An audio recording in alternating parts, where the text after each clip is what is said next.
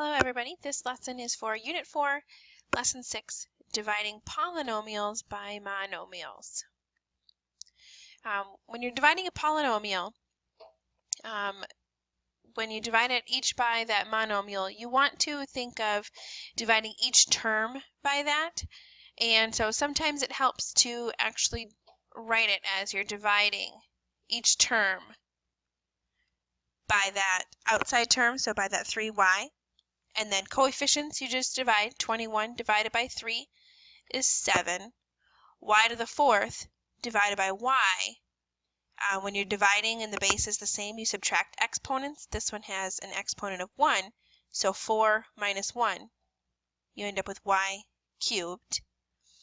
Plus 18 divided by 3 is 6. And y cubed divided by y, think of this as y to the 1. And 3 minus 1 is 2, so y squared. And there would be our answer. Another example, just to go back through, an easy way to check to make sure that your answer is right is to multiply that number back through.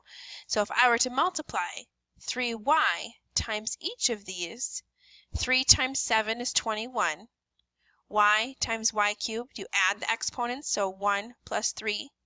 You get 21y to the 4th, plus 3 times 6 is 18, and y times y squared, so think of this as y to the 1st, so 1 plus 2, you end up with y cubed, and that matches our original answer, 21y to the 4th plus 18y cubed.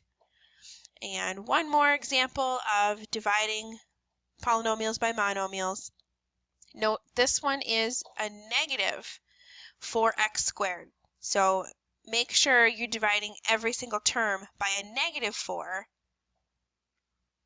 when you set it up. So negative 4x squared by this one, dividing by a negative 4x squared here, and divide by a negative 4x squared here. So 4 divided by a negative 4 is a negative 1.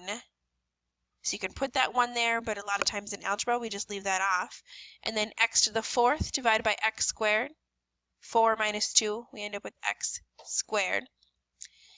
8 divided by negative 4 is a negative 2. X cubed divided by x squared, subtracting those exponents, so you're just left with 1x. And then we still have that y. We're not dividing out a y. Treat this one as a negative 16.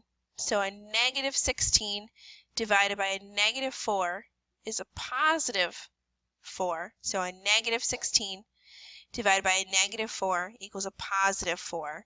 And then x squared divided by x squared, those two actually cancel out, and you're left with y squared in your numerator.